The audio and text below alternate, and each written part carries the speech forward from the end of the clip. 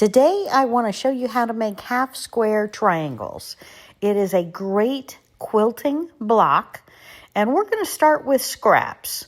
So I've gotten out a bunch of my larger scraps, and we're going to cut these down into usable shapes.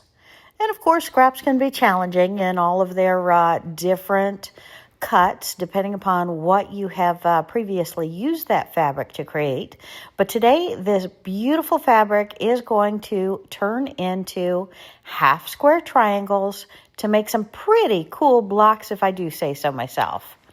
So first, I want to get out all of my patriotic leftovers, cut them down into 5-inch squares. And we're going to take those and we're going to pin them together and use a ruler and a pen to go ahead and mark across them. Now, the mark that I'm going to make is my cutting line. So I'm okay using a marker or a pen because that line is going to be cut on, and I do not mind if that line shows. And of course, it's going on the back of the fabric. So even if it was not going to be cut, it would not show. But we're going to take it from point to point, catty corner across.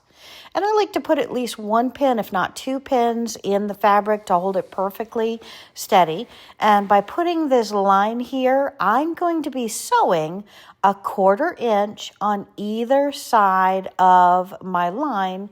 And again, the line I'm cutting on. So I'm sewing a 1/4 out on either side. And then when I cut it in the center, we're going to create a new beautiful block that will combine with other blocks to create masterpieces, master blocks. And just like this one. So you can put it in different quilts. And I'm going to put the point, I'm using the Singer heavy duty sewing machine. I'm going to put the point of my 1/4 inch foot, my quilting foot, on the line. And I'm going to go slow enough to where my stitching is going to be pretty accurate, going a 1/4 inch on either side of this line. Now, if you've watched any of my tutorials, you know I like to chain stitch. So once I get going, I'm going to do a whole lot of these right in a row. So I'm going to go ahead and put a bunch of these together, pin them up, and put my marks across. Doesn't matter if you pin first or you mark first, either or, as long as your blocks are perfectly lined up and you are accurate, point to point. And hold that hand on it and be careful to gently scroll across it so you're not torquing the fabric or pulling it out. And I always like to cap my pen, because if I don't cap my pen, I am bound to put ink where I don't want it, and we're using fabric, so we want to be real careful. And again, we're just sewing a 1/4 inch, and my pen is keeping the fabric blocks together perfectly aligned.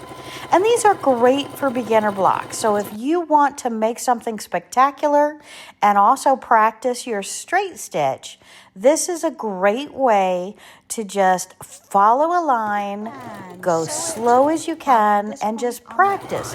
Feel how the sewing machine feels, feel how it's stitching, feel how it's sewing. And again, I like to chain stitch these. So I'm just doing one after another, and I just got to flip this block over, and we'll keep continuing. And see how I hold my hands to where I'm making sure it's not moving. Now, I like to press the stitches in.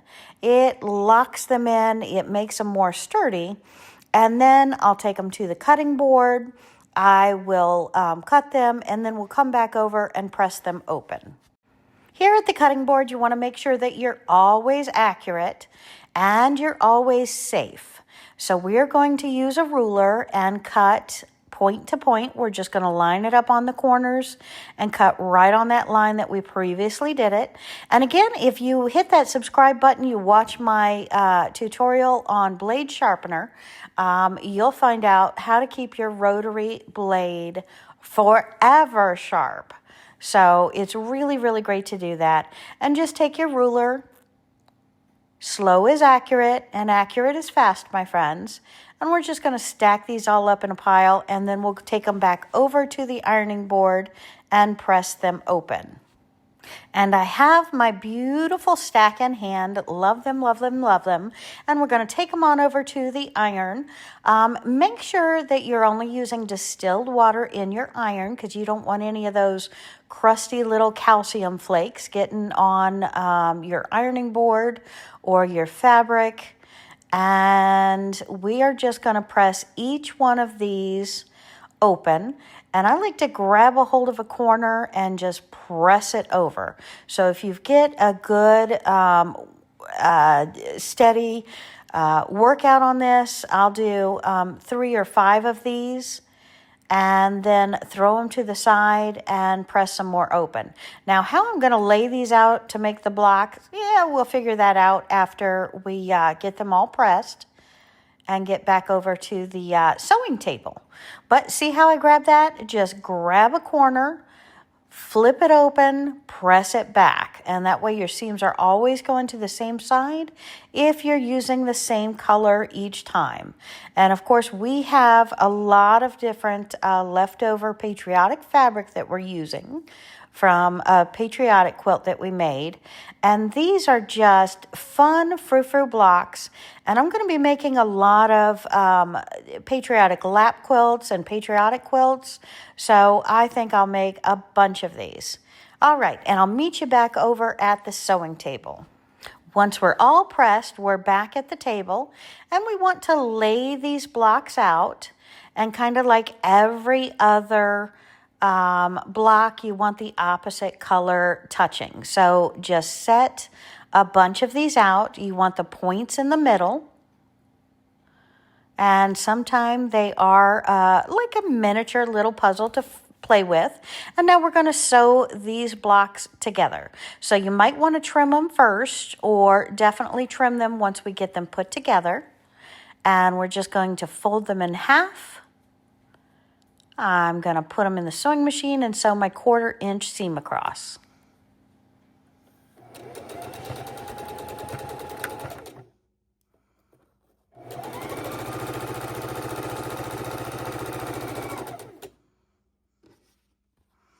And fold these two together. Make sure the seams are laying proper. And sew my 1/4 inch.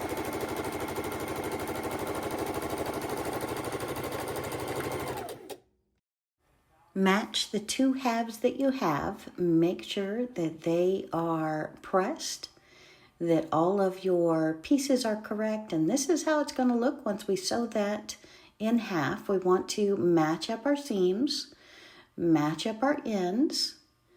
And the center seam is the one that matters the most. And then we're going to go to the sewing machine. And we're going to sew those together.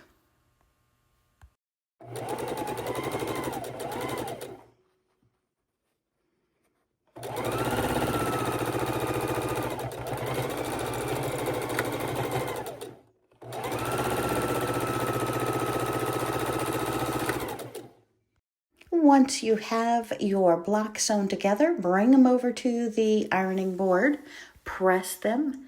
Make sure you have them nice and crisp and happy. I like to have mine on the hot cotton setting and use steam. Steam is very, very helpful in making your blocks pristine. I love these blocks. Next, at your cutting board, you want to put your ruler on it and make sure all of your blocks are the same size. You want to trim them down to the smallest pinwheel block that you have. And so you might want to measure them all, cut off the little extras. It really, really makes a difference with your quilt. And then you can put them in a scrappy quilt, match them with other blocks, whatever you see fit to make the perfect quilt. And then you want to look at borders. It's nice to have one seam around the edge. So sew all your blocks together with whichever style blocks that you have selected, And then you want to put your borders on. I'm making a double border here to go around a quilt. And then you can have something that you're very proud of. And thank you so much for joining me today. I am in love with the patriotic quilts, and we're going to be making another one very soon. So hit that like button, hit that subscribe button. I want you back here real quick. And I cannot wait to show you what we're going to have on the sewing machine next.